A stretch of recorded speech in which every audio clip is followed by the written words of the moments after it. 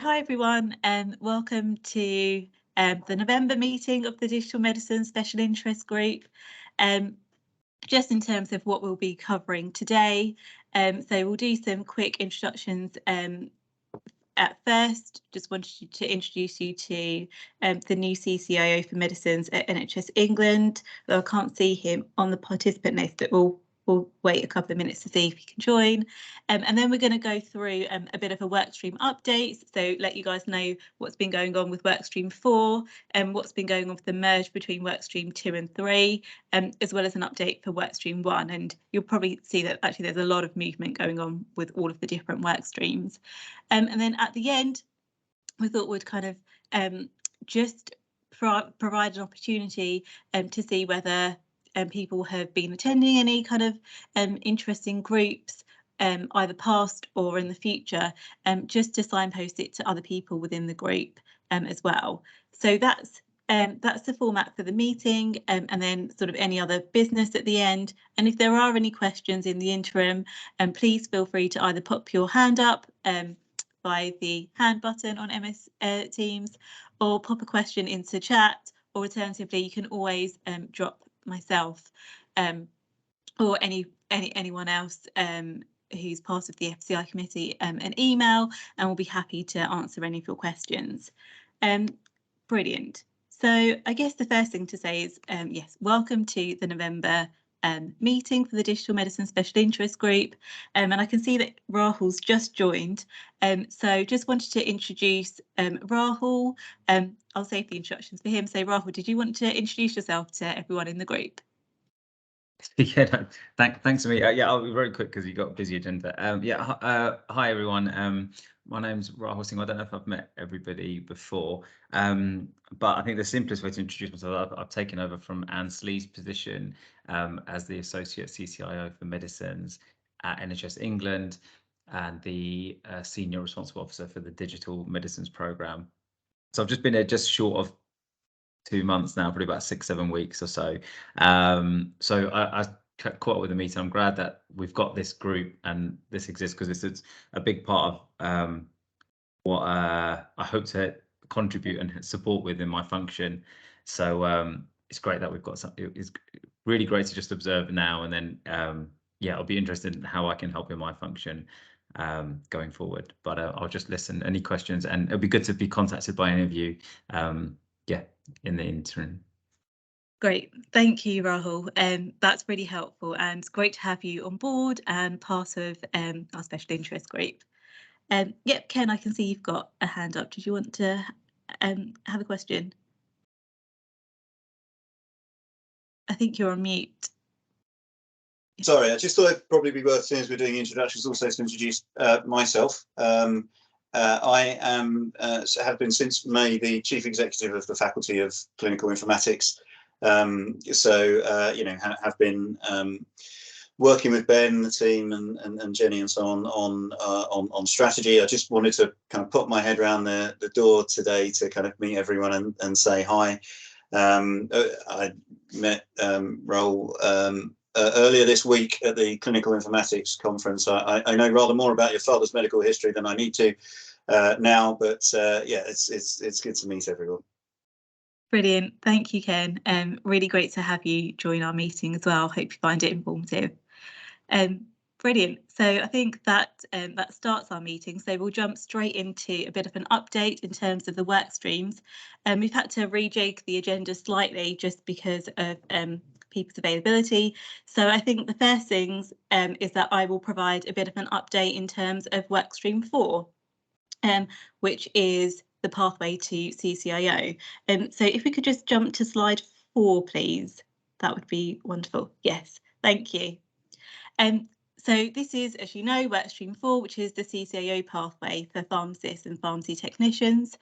So just by way of an update in terms of where we're at the moment, so we have a document that's in its draft form that really outlines how pharmacy professionals can achieve different aspects of the competency framework. And at the moment, what we're working on is really refining this. So the experience is not just limited to pharmacy experience, and actually people who are pharmacists and pharmacy technicians by background, they might have taken up other roles, and actually that has really useful experience and can really shape can really kind of shape their role into becoming a CCIO. And I guess what I'm doing at the moment is sense checking that with current CCIOs and CPIOs as well, just to ensure that we are bringing that full round of kind of expertise into this document. So I've had really helpful conversations with Rahul, I've had conversations with Sarah and David as well. I guess just to put it out there, if there are any other people who are part of this wider group who are really keen to provide comments on this document, could you please email me, or alternatively you can see the most updated document on the MS Teams channel. But if you do want to be part of this subgroup at a closer level and want to provide more constructive feedback to myself, then please do email me after this meeting, so I can be in touch. But that's our update in terms of workstream 4. Are there any questions before I move on, Ken? Did it again, didn't I? Don't want to be too hogging of questions, but there are a certain amount of parallels that this work stream seems to have with some of the work that we're doing with our clinical informatics teams definition. You probably will have seen the paper that was launched last week. So just checking in as to kind of where the synergies are defined, and make sure you're kind of just talking to each other, I suppose. Yeah, no, thank you. We really don't want to be duplicating work, and we want to make sure that everything is aligned. So thank you for that signpost, and I guess that is a really good reminder for us to just sense check in with that. Do you know who would be the best person from the faculty to connect with regarding that? Yeah, so staff-wise, it's Emma Fernandez, and Anna-Marie Cunningham obviously leads that professionalism standing committee. Great, thank you. Yes, I have been in touch with Anne-Marie previously, so I'll just make sure that we are all connected in that. Ramandeep, do you have a hand up? I did, but apologies, Teams seems to think my hand isn't up, so I'm not entirely sure. And I'm currently in a shared office, so apologies for the noise behind me. The other individuals, Amita, and I can send you the details, is Doug Stewart, because Doug's leading on so we've got another work stream that is the Office of Clinical Informatics, of which Anne-Marie's obviously heavily involved in. And just a little plug, if anyone fancies listening to us talk about the latest FCI guidance that was produced last week, we have a webinar that we're doing next Thursday, and I'm happy to circulate those details to people if they would like to come and listen to us. So there's a few of us that are presenting on that piece of work next week as well. Great, thank you, Ramdeep. And if you can pop perhaps the details in the chat function, just for anyone who might have missed that would be wonderful, because we're really keen to just sort of share any upcoming events that are of interest to this group. So thank you for that. So seeing as we're sharing, just a slight plug, because we've got 3 days left for you guys to all sign up to the FCI members conference on the 1st of December. So hopefully you'll all be there. I mean, to whet your appetite, because I know that you're all very interested in documents like strategies, especially if you have slight insomnia. What's going to be happening at that conference is key. We're going to launch the next 3-year strategy for the FCI at that event. So you'll find out a lot more about sort of our work program over the next 3 years, and how this work that you're doing here, really important work, fits into that strategy, and how we kind of all become one big family working towards the same stuff. So that's the 1st of December. Sign up now. Great, thank you for that. And we will be representing this group at the FCI meeting. So Jonathan and Ramdeep will be presenting on behalf of the Digital Medicine SIG at that conference. Okay, so now I'll just move on to an update by Jonathan and Ramandeep on the merge of work streams 2 and 3. So I'll hand over to you both. Jamie, can you move the presentation to the joined 2 and 3 pathway? Can everyone hear me? I'm not. Yeah. It's not that I'm in a busy office. It's I'm in a Volkswagen garage for reasons we won't go into. So I'm working in a nice little comfy desk in a Volkswagen garage. So as an update for work streams 2 and 3, work streams 2 and 3, for those who are unaware, is the optimizing EPMA work stream, which was tasked with assessing how best we can optimize once we've implemented digital systems for medicines management. And work stream 3 was a safety work stream, a medicines management safety work stream, to ensure that there was signposting or guidance out there to allow people who are optimizing and moving forward with their digital systems to do so safely. We've had a number of meetings with those particular groups, but one thing that was being noticed was there's a little bit of a shaky start as to how we were pushing forward with this, and the rationale, the reason for that shaky start was due to the sort of time poor nature of not just the members, and there was a lot of crossover of members between the two groups because there's such a synergistic areas, but also the chairs as well. So we were having a discussion with that at our intermediary chair meetings, and we came to a conclusion, Ramandeep and I came to a conclusion that it might be better, seeing as we do have such a massive crossover of membership, and also that the focus and the aims are quite close in what we were trying to achieve, that it may be easier and better for all if we merge the two groups. The key advantages of that would be to minimize the number of meetings that we were expecting our membership to attend, and also provide a little bit more resilience to the meetings themselves, because it would provide us with a chair and a co-chair in order to be able to have meetings more regularly with a bit more resilience.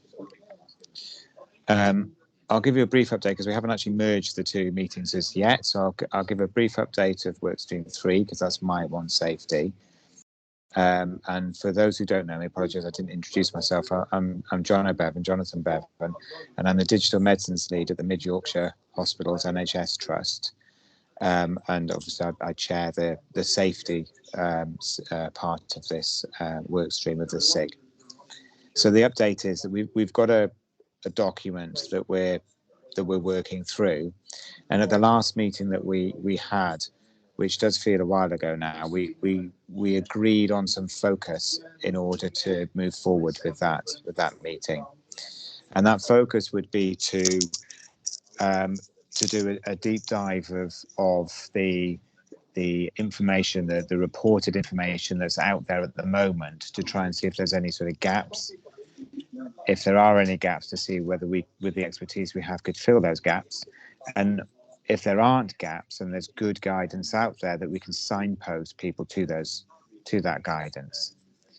And also to see if we could, to develop a sort of proposed work a system, how systems should be working, which is very similar to the BOPA guidance that was released around the chemotherapy digital systems.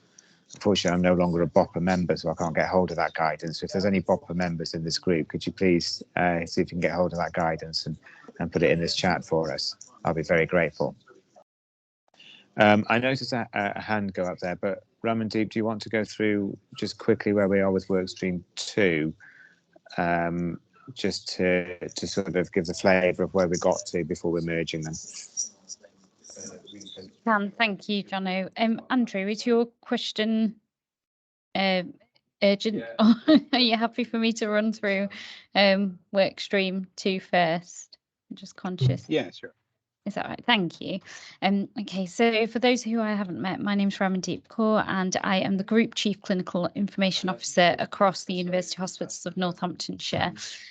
So in terms of Workstream 2, for which I'm the chair of currently, which is optimising EPMA, where we'd done quite a bit of work in terms of determining what we were going to look at from an EPMA perspective. And there's a good group of about 10, 12 of us who are involved within that work stream currently. And we had produced a document whereby we had documented all the different sections within EPMA that we would want to look at. So, for example, workflows, benefits realisation, documentation that's currently out there.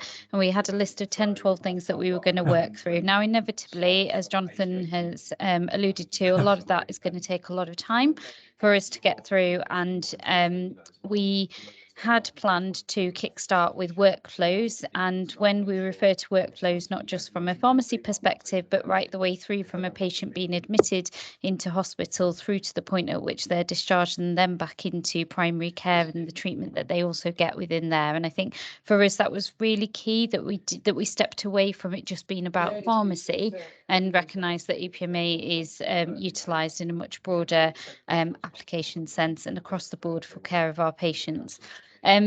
So the plan was to review workflows and start with that. And admittedly, as Jono has alluded to, due to leave, changing people's jobs, etc., that kind of came to a bit of a stall, and hence the reason why we then decided to have the discussions around combining the projects.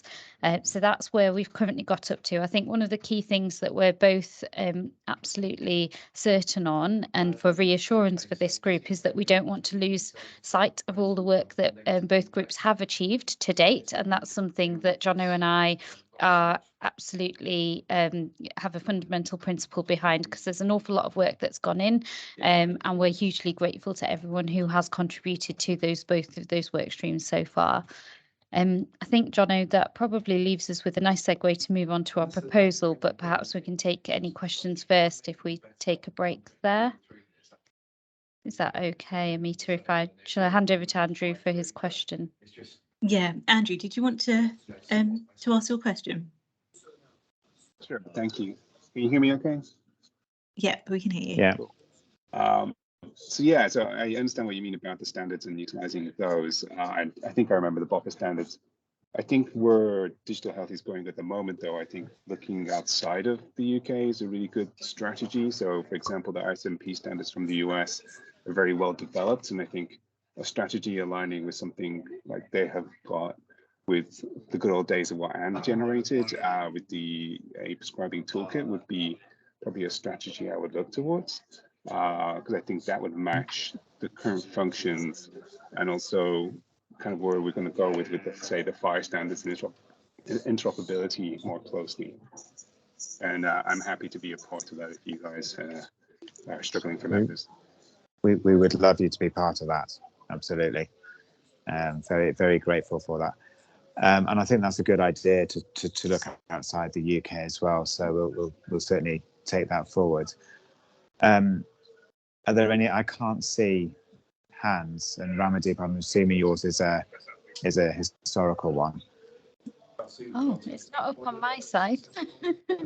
Yeah, no other hands that I can see.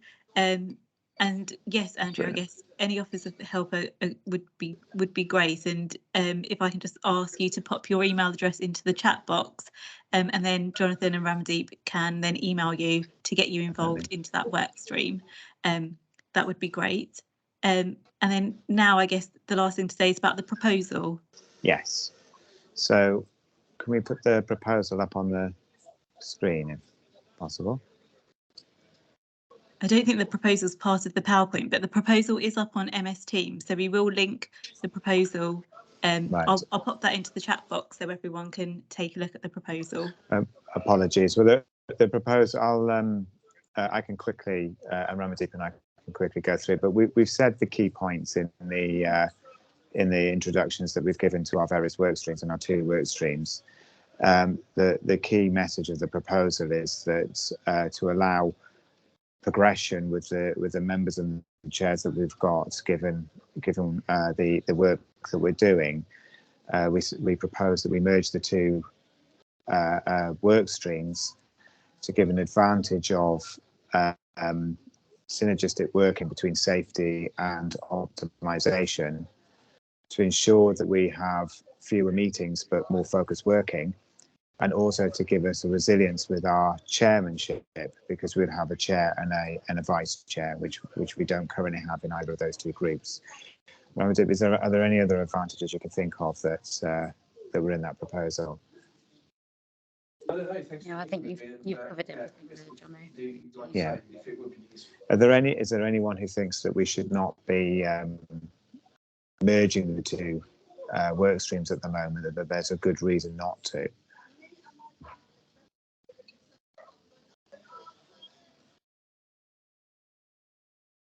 And I guess for those members who perhaps aren't on the call, Yeah. I guess will you be looking to perhaps give some people to look at the proposal and kind of reflect Yes. on that, and then kind of Yes. get back to you with any comments on the proposal, but also whether they agree, well, actually probably whether they disagree more with the Yes. merge. Do you have a timeline in mind for when you would like to receive any sort of anyone who sort of doesn't agree with the proposal? So I think if we can give people to the end of next week is probably the best, because we want to get this up and running. I've noticed a couple of hands are going up now, so we may be hearing a few things now. But yes, we will be sending it out and giving other members an opportunity to express their concerns if they have any. Great. So I think we've got Yegini and Tim who've put their hands up. So Yegini, do you want to go first? Yep, can you hear me? Yeah, Yes. we can hear you. Okay, thank you. I just support the proposal, really. Having been there from the start, we went from one group to two groups because of the natural divergence of initial thinking. And I think having been through the journey in the way that Ramandeep and Jono have described, it's definitely my sense that coming together again is the right place to be. So really supportive, because I think it shows the journey, but also all of the thinking that's gone in to come back to this point, in case anyone has any doubts or questions. Thank you, you. That's really helpful insight. Yeah, much appreciated. Tim? Okay. I'm not against the proposal. I just wonder, with the EPMA optimization part, presumably that's supposed to be broader than safety and would include things like speed of use or efficiency of use and that sort of aspects. And I'd hope that if that was in there originally, that you wouldn't lose that bit in the merger. One of the key things we want to do prior to the merger is make sure that we understand the asks of each individual group, and also where we've got to within each individual group, to make sure we don't lose the momentum that we had with the groups, and also any important aspect that we might lose sight of by merging the two. So it's a very key point, Tim, and yeah, we will be working hard to try and make sure that the tour produced doesn't lose sight of individual aspects that we may do. Thank you. Great.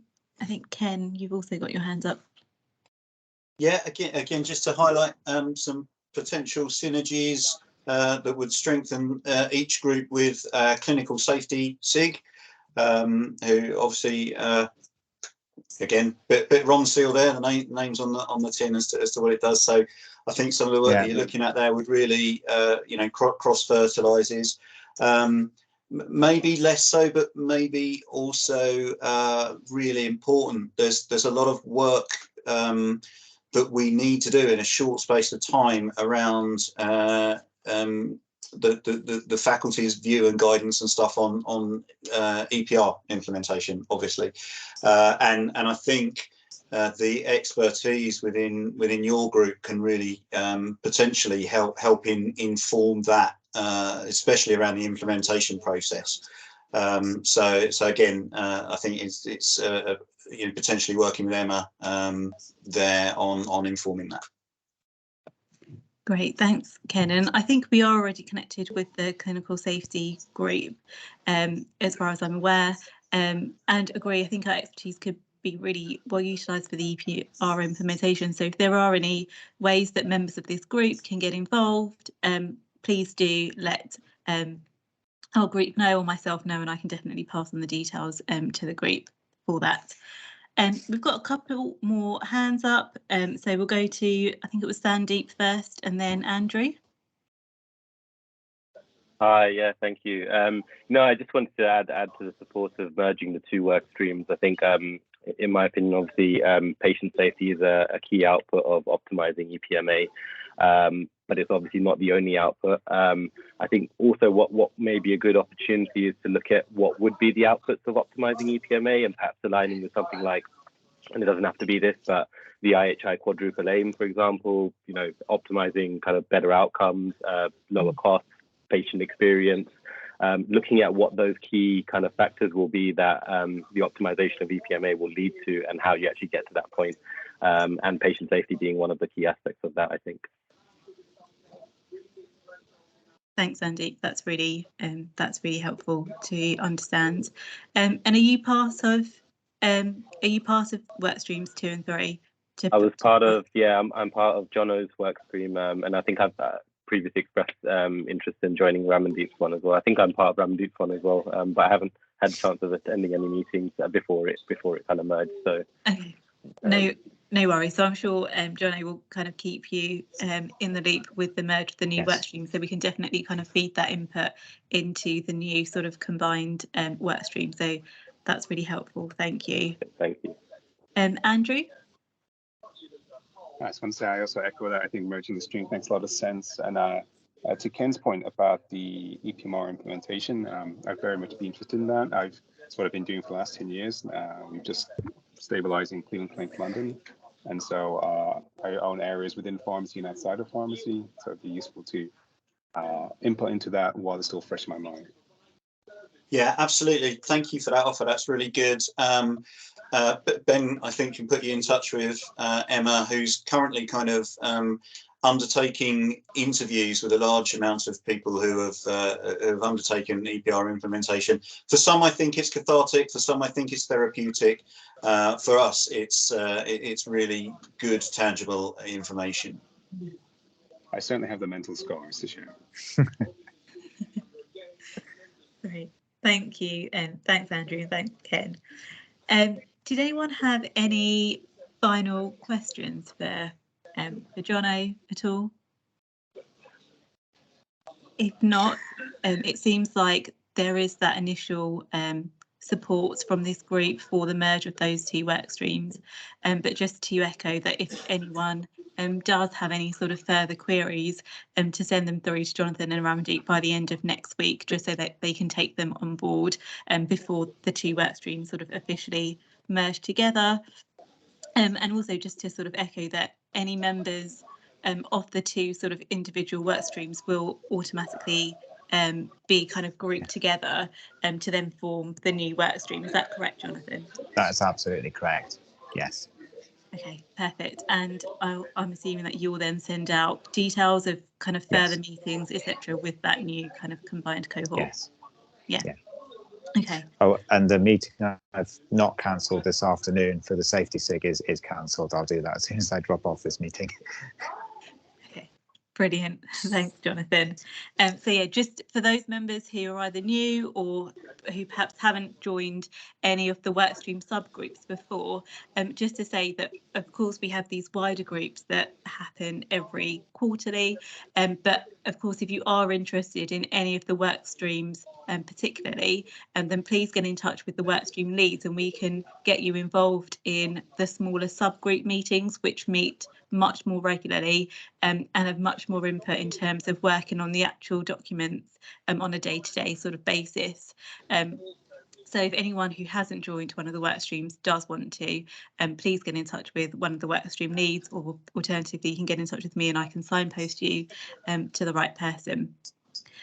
Okay, great. So we'll next move on to Workstream 1, and Glenn's joined just in time, so sorry to throw you into the deep end, Glenn, but Glenn's leading on Workstream 1, which is all around networking, and actually there's been some real great movement in this. So Glenn, do you want to run through kind of the work that you've got up to? Yeah, that's fine. Sorry, I had to join in as you were going to network Workstream 1. So I'm just going to share my screen and I'll do the walkthrough. Give me 2 seconds.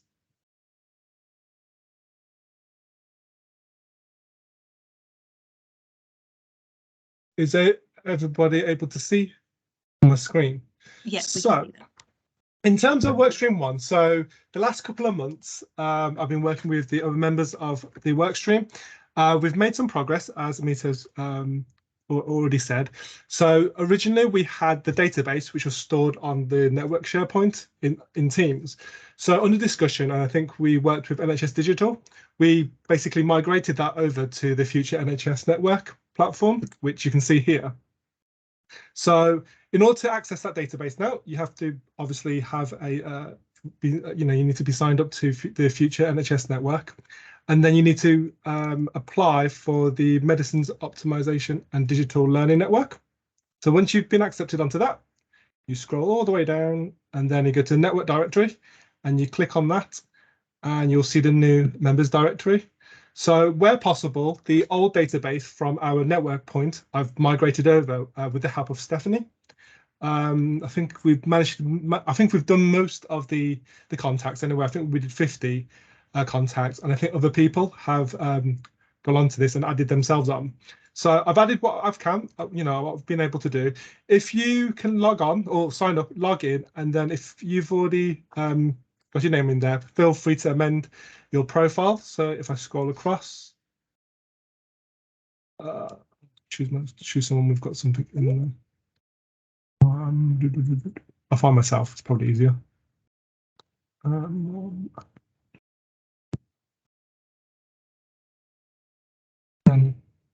Sorry about this. I feel a bit unprepared.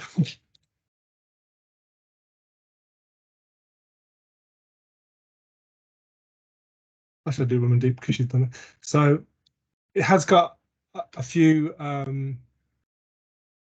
data points. So you just fill it in, and then you've got like journey stage. If I add someone in, it'll probably make a bit more sense. So it's literally just type in your name, surname, job role, organization, sector, and then region. And then in the journey stage, I think what we would like is your background. So any specialisms that people could call upon for your expertise, or just make contact with yourselves. It's just to put yourselves out there to support other trusts or other individuals out there. And that's it really. So like I've said, feel free to go into the network directory and amend or update your profiles. And we are working on developing this and then trying to support the different regions in setting up their own network groups for digital medicines, but we've not got to that, unfortunately. But at least we've managed to migrate the database over. And that's it really for the main updates for Workstream 1. Are there any questions? Thanks, Glenn. And I can see some people are putting their thumbs up. So I think that's just a testament to how far you've come along in that Workstream 1 to provide that sort of directory. And I guess for those people who might not have joined before or who are new, what was sort of the reason for forming that directory, and kind of what are the aims for people in terms of now that we have that platform? I guess what's the aspiration? What do we hope to do with that information now? Yeah, I think the original ask was, I think that what we're trying to mitigate, or at least resolve, is that there's a lot of good practice up and down the country and in Wales and Scotland in terms of digital expertise, where it's with EPMA, different digital systems. And I think a lot of the areas we were working in silo, so we weren't sharing best practice or I think sometimes we found difficult to liaise with another trust who went through a process of implementing an EPR system, an EPMA system. So the original ask was to collate a regional directory of expertise, whether it's pharmacy. I think originally it was pharmacy, and I think we expanded it out to include other healthcare professionals with a specific interest in digital medicines, just because we didn't want to lose that that expertise as well. So we expanded that, and it's just to capture the contacts, so that we have had a single point directory, so we could call upon or access, and then be able to sift through it and find individual down in London or in Scotland that may have the expertise that we require if there was an issue that we needs to be resolved. So that was our main issue, and it was to do with the regional, I suppose, forming regional groups. So we identified that certain regions have a regional group. It's usually led by pharmacy, where they shared best practice within that region. I think it was 3 or 4 regions. So personally, in my region, so the West Midlands and the East Midlands, we have our own separate pharmacy, IT, digital medicines regional group, and we thought that was a really good idea in order to share the expertise within that region, but also to liaise with other regions dotted around the country. So that was mainly phase 2 of the of this work stream. But ultimately, it was to share best practice and just have that conversation, that network space going on within the NHS. Great, thank you, Glenn. And we've got a couple of hands up. So firstly, I'd like to go to Andrew. Hey there. I just wanted to check, because I'm not currently in the NHS, whether I can still utilise and access. Good question. So as I was populating the original database, certain individuals who used to be NHS staff have asked me that. So then either now work for a specific supplier. So I suppose the next step of this database was to also collate specific professions, but it's pharmacists, technicians, that I suppose have an interest in digital medicines, but are technically not part of the NHS at the moment. I believe at the moment the NHS Futures is only for NHS staff. Correct me if I'm wrong. So that may be a limitation, but we're trying to work on that as another phase. But I totally understand that limitation in the database at the moment, and that's something we were trying to mitigate going forward. And I have captured, so in the original database that we shared on the Teams network, I had a separate column for individuals that worked for suppliers or the private sector. Thanks, Andrew. Thanks, Glenn. Shazad? Thanks, Anita. Yes, I just wanted to say that, sorry, my camera's just playing up a bit today, but essentially one of the other ambitions, apart from just sharing good practice, is to also share the lessons learned that we've done. So in terms of implementations that have been taking place, so we have those regional clusters, which Glenn spoke about quite rightly, where we could provide support and advice and direction in terms of governance as well. But also strategically, there are so many different organizations which are using similar systems, and I know they have their special interest groups, but there's a few things here. One is a lot of people making the same mistakes when they're doing an implementation, and that should not be happening. And I think there is actively enthusiasm to actually get people to connect and to have those discussions, but also there's some reticence as well. So what we're trying to do is make sure that we can provide those networks. I think Anne used the term speed dating, and it's a running joke in my house because my wife saw that on the agenda and she was like, what the hell is this about? So it's explained to her, as Anne mentioned, that it's about connecting people who either use the same systems or have the similar interests, because you can use the same principles and they apply. But essentially, that's one of the reasons why this platform's there, and what we actively encourage is for people to share those lessons, because when Rob came over to Manchester, and Mohammed came up as well from Life Services with NHS Digital, they were able to bring a lot of their learning. There's a few other people as well who came up to Manchester as part of the EPR implementation. And I remember when I first came back from the Middle East in terms of the Cerner implementation, I was able to kind of connect a few people as well. And so I think it's really, really critical that we do that. And because the initial implementation is that first phase, but then that optimization afterwards is significant. And there's also been a number of people, for example, who've said, oh, you know what, we want to create interfaces, but then some suppliers actually said, oh, well, we're going to charge you 50K for that. and that's the whole upfront capital development cost. Whereas actually, if they'd spoken to a few people, then they would have said, well, actually, we want that as well. We want that as well. So they could split that 50K between 5, 10 organizations. All those people show their interest, and in that way, you have a few people who agree to go for, first types, fast followers, etc. And it's beneficial for not only the organizations themselves, but also to suppliers. And so we're trying to create that safe space here to have those discussions, and then allow people to maybe perhaps disseminate that learning as well, whether it's through business cases or anything else as well. Thanks, Shazad. Some really useful insight. And I think really that the crux of that is all about communication, really. And that's two-way, isn't it? So really important. And Ken? Yeah, and that echoes exactly what the organisation, what the FCI is doing presently, right? So we are in the throes of putting together from our membership an EPR expert group, if you like. All these people have been through that process, as I say, got well, as Andrew says, got the scars to prove it, and so on and so forth. So that group can, and this sounds like an excellent resource to kind of help with that. It's especially if we can potentially broaden it out to non-NHS as well. NHS England have asked us, as I say, to do this kind of piece of work around what a clinical informatics team looks like in an EPR implementation. That's a really important piece of work at the moment, because actually, otherwise, at this point in time, they're only getting their information from suppliers. And what suppliers want a clinical informatics team to look like is very different to what a clinical-led implementation looks like.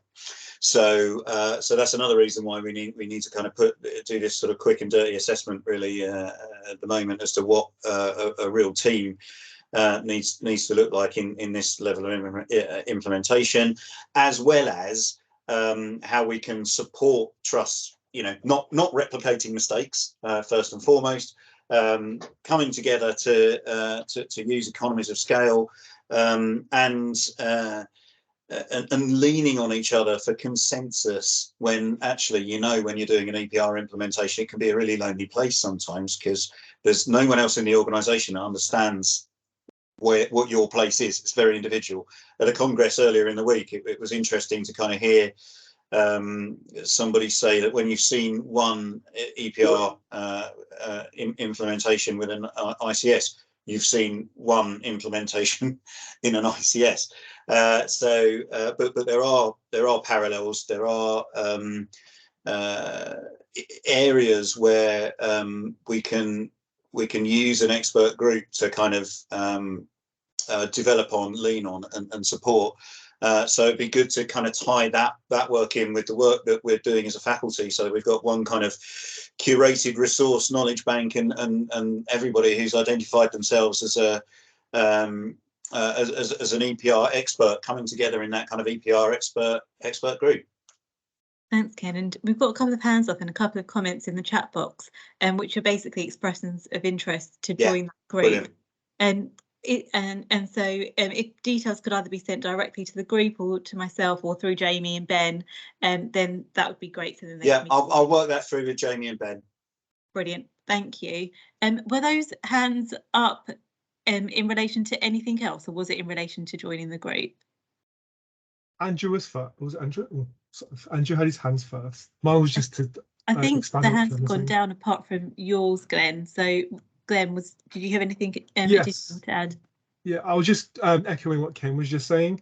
So in terms of EPR, using this this directory, for example, I've only recently been made acting CSO in my trust for my EPR project, and there's been some difficult conversations where I've raised a clinical concern, and the rest of the team haven't really understood it, or don't actually quite understand the issue that I'm trying to tackle. And it's been really useful for me to use this directory to reach out to other CSOs just for that, I suppose, that discussion and that the independent review, so that I don't feel like I'm on my own in terms of actually it is a real issue and I'm not being listened to. So it's having that space as well. So the sort of approach is that we. Sorry, if I got time to, I don't know what time scale you're on, but I can let you. a couple of minutes, so we'll go to Ken and then Andrew and then. Yeah, so I mean, the approach is essentially to sort of outline all the functions that an EPR implementation team require, map that across to kind of competencies, potentially to lines in job roles, etc. But also to take that a stage further and map that then across to the program, and look at how well those roles are. How well those roles are transitioned or used within the program. So, for example, we feel that it's absolutely fundamental that the SRO for the program needs to be a clinician who would understand those issues that you're raising, and you'd have some backup there, and the program would therefore understand it. So that's the kind of window of opportunity that we have, that we're trying to build on to influence NHSE when they're talking to trusts and boards around what is actually required and best practice for that type of implementation. Thanks, Kim. Andrew, and then we'll go to the next item. Yeah, I was just going to say, I think to add to that, if there isn't one already, I would add a section in there for post-go live maintenance. I think every single site I've seen and worked with has under-resourced their maintenance requirements post-implementation, which leads to significant loss of adoption, and also significant slowdown in their utilization and improvements. So I think as much as implementing is hard, and I agree, if you've done one, you've done exactly one, the maintenance afterwards is super critical. Yeah, that transition period to BAU and what BAU looks like, is just as crucial as getting it in. Absolutely. Thanks. And we got a thumbs up from Emma as well, so I think she's agreeing with you, Andrew.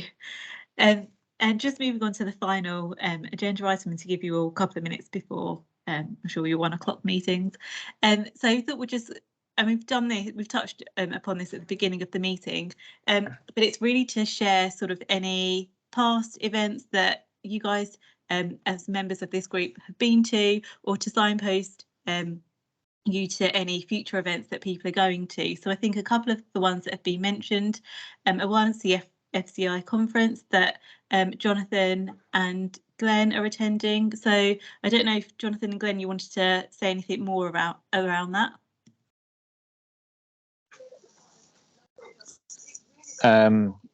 Sorry, I was looking at the membership then.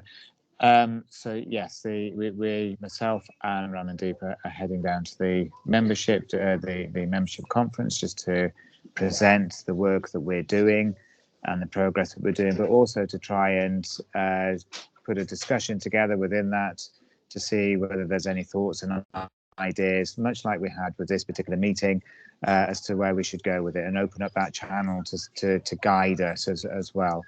It's the memberships group, this, as much as it is anything else. So we need their input, we need their thoughts, and also if anyone wishes to join from any particular profession. Thanks, Johnny, that's really helpful.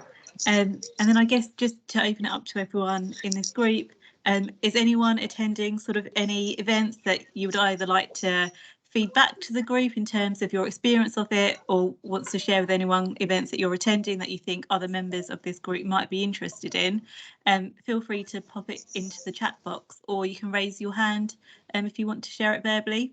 I'll just give you a couple of moments just to let anyone do that who wants to.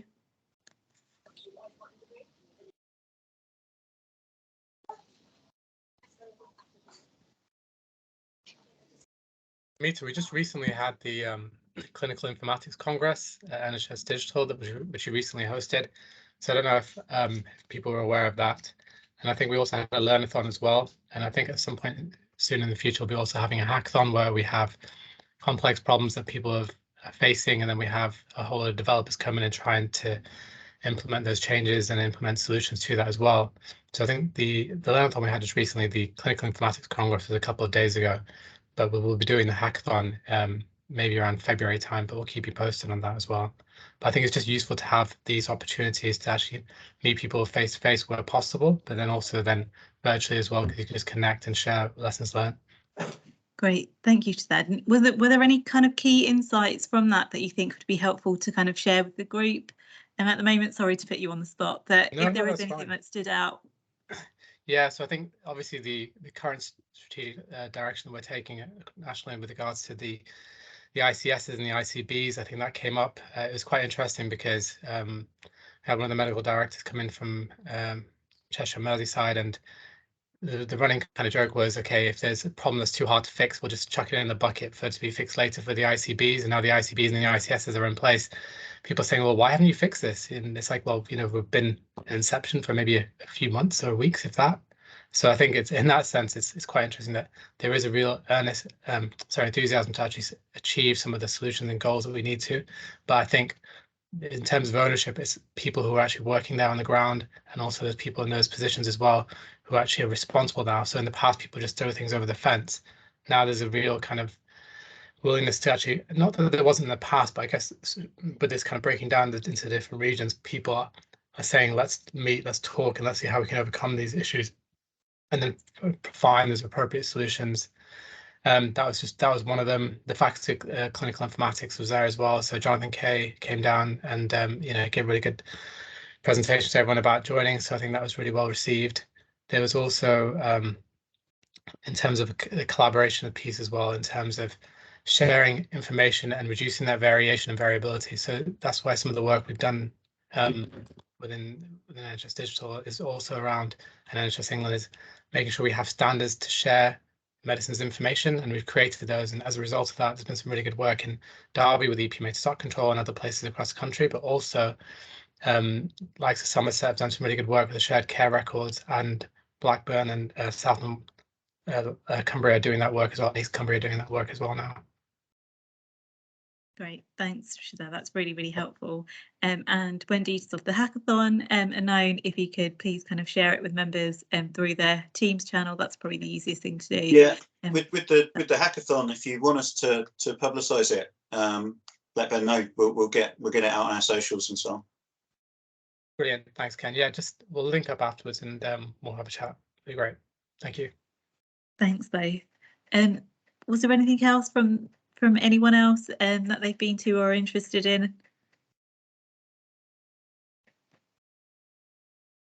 No? Okay. Well, in that case, I'll let you have a couple of minutes before next event. And also just to highlight, there's the Developing Your Clinical Informatics team